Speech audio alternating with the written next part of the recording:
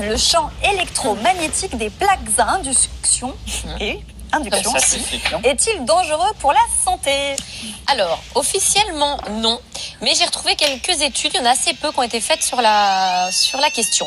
L'OMS dit très concrètement, donc l'Organisation mondiale de la santé, les champs magnétiques de moyenne fréquence n'auraient pas d'effet à long terme sur la santé. Oh, vous remarquerez cet emploi du conditionnel qui est tout à fait rassurant.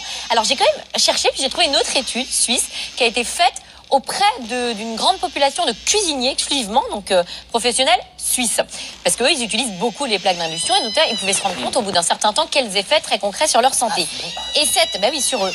Et cette étude souligne que, je cite, ces champs magnétiques qui sont censés chauffer la casserole pénètrent aussi le corps du cuisinier et ils génèrent des courants électriques. Et on s'est rendu compte que plus on s'approchait de la plaque induction et plus les courants électriques à l'intérieur du corps étaient anormalement élevés. Et notamment, on a fait des tests sur des femmes enceintes.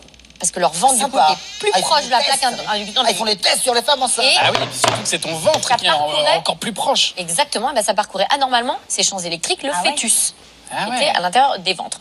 Alors, ce qu'on peut dire, c'est donc, l'OMS dit qu'a priori, ce ne serait pas dangereux. On se rend compte quand même qu'il y a des courants électriques un peu trop importants quand on est trop près de cette plaque d'induction. Donc, si on a des doutes, soit on se fournit en cuisinière à gaz, n'est-ce pas? Sinon, on suit la Fédération française de géobiologie, qui nous dit quoi? Qui nous dit qu'il faut cuisiner à peu près à 1,50 m de la plaque quand elle est, pratique. quand elle est allumée. Une petite rallonge. Voilà. Enceinte, c'est pratique. Voilà, à peu près. Et la deuxième enceinte est de dos. Soit dos à la plaque. Non, et sinon, il y avait, vous savez, on avait déjà parlé des vêtements anti-ondes. Peut-être que ça marche pour ça aussi. Un vêtement anti-ondes. Il y a des tabliers anti-ondes pour les femmes enceintes. Oui, ou juste des caleçons déjà, c'est un début. Très bonne idée. Non mais pense-y, sérieusement, parce que...